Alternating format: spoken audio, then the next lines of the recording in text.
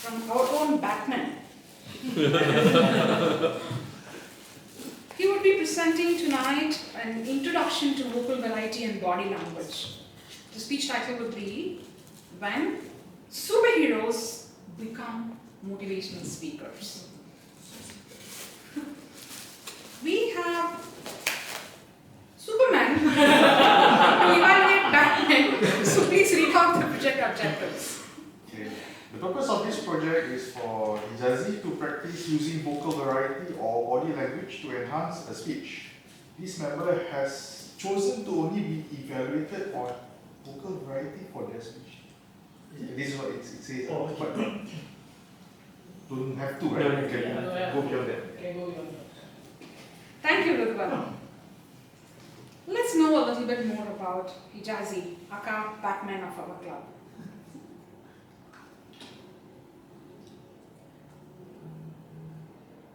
Not possessing enough money to be a billionaire in Singapore to be Bruce Wayne. Not having enough muscles to be a Batman. Made enough to have yakun kaya in the morning.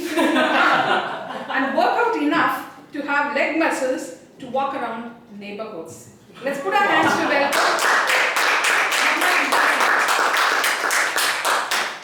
our club's VPPR, VPM, and treasurer. Over to you. The timing sequence is the same, so I'm not going to repeat it. I am Batman, and I am your motivational speaker for today. Ladies and gentlemen, Toastmaster of the day, to my fellow clubmates, and of course to all the guests. Now imagine for a brief moment if all the superheroes in the world decided to take a break and become motivational speakers. Imagine one day if you are an insurance professional attending a sales conference, and there you are seated in the crowd, and out onto the stage came Spider-Man. Pew, pew, pew. With great power comes great responsibility. Pew, pew. Now, imagine, would you be motivated? Then you look at Spider-Man. Of course, he has power. He can swing from tower to tower. I have to go by Grab just for my appointment. Now imagine also, if you have people like Iron Man, Tony Stark, doing a motivational speak on how it takes to be a man who can earn millions. And he tell you, it is possible, ladies and gentlemen, it is possible for you to be a millionaire. Look at me, I'm a billionaire. Imagine for that brief moment. Or perhaps, all of you decided to sign up for an anger management course conducted by the Hulk. I am the Hulk. I'm angry. And today I'm going to teach you how to manage your anger. Imagine paying $800 just to hear the Hulk teach you how to manage your anger. Now, ladies and gentlemen, we always look upon superheroes as beings who are able to do a lot of impossible things, to do powerful things, and we look up to them. We look at them as the resilient beings, people who can withstand challenge.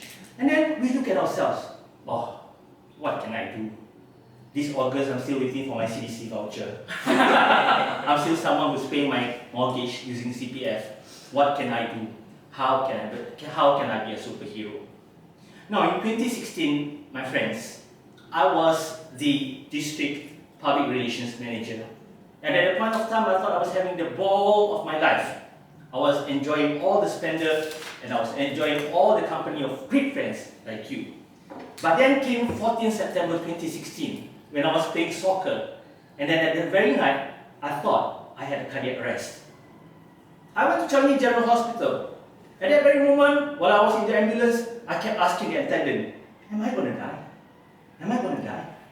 And then the attendant kept assuring me, no, you're not. Relax. But I know something was very wrong with me. I took out my phone and I said, I want to call my family. I want to call my family. And there I was in the ambulance all the way to Changi General Hospital, trying frantically to reach my wife. But of course, nobody picks up the phone at 11 p.m. because my wife was sleeping. Who asked me to play soccer at 11 p.m., right? So I reached the hospital and they did manage to contact my family. After that night, things went on a downhill for me. I lost 22 kg in 2 weeks, for God knows why. And then everything else just went tumbling down for me. From being someone who's active, I decided to take a break. I told my district director at that point of time, Patricia, and I told her I need to take a break because I can no longer go for meetings. I was losing a lot of weight, I had no appetite, and I had no energy. And every time I attended a chapter meeting, friends like yourself will come and ask me, "Are you okay? Is there anything wrong with you?" Because I was physically shrunken. Over a period of time, only one thing actually came to my mind. Will I live? Because I did not know what was the diagnosis. When I decided to use my superpower, which was researching the Google, I always found the search to come to the same thing. You have only 3 years to live. You have only 3 years to live. Never trust Google for your medical reports. And that was the thing. While I was there, I was thinking to myself, how could an active 30-plus-year-old guy suddenly lose a lot of things in his life? Lost his weight, lost his energy, lost his passion. I could not go for chapter meetings anymore, I could not play soccer anymore. I thought I had lost the superpower that I had, the superpower of health. And thus I began to reflect on a lot of things.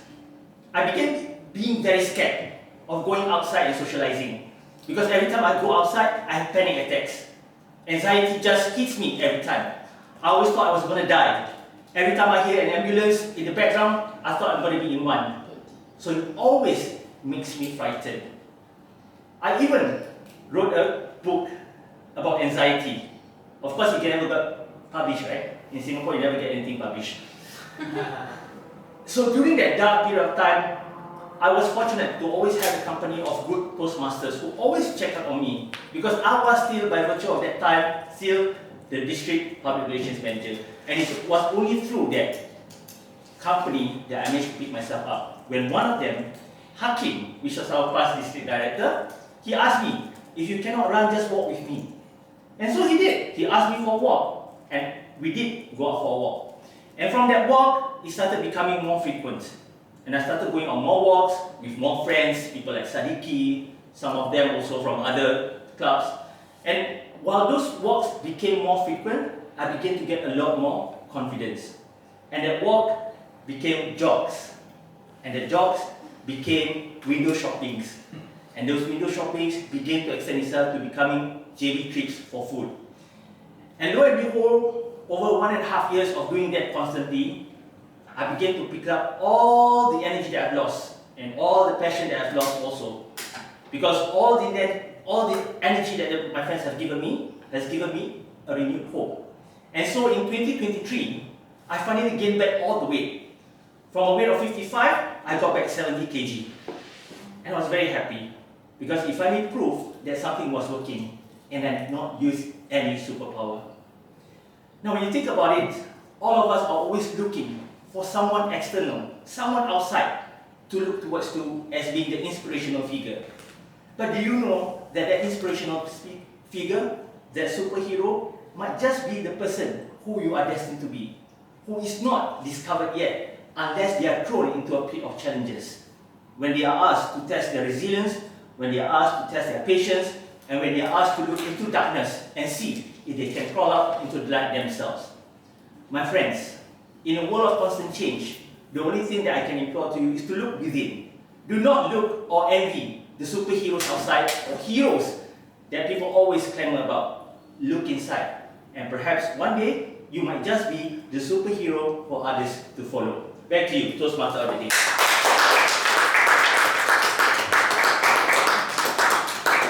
What a wonderful and powerful story. Just to reiterate that adversities unravel the best in you.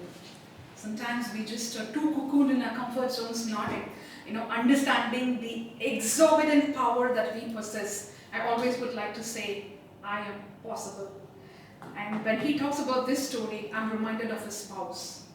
The challenge that the spouse has to go through. Managing any other disease, I would still say, is okay than tending to a heart patient.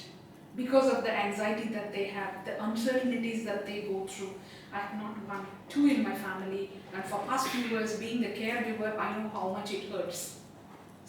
every minute you need to show so much patience, so much resilience to make them at least have that hope that it is going to get better. But it doesn't come that easily. So I understand how much agonizing the whole thing could have been.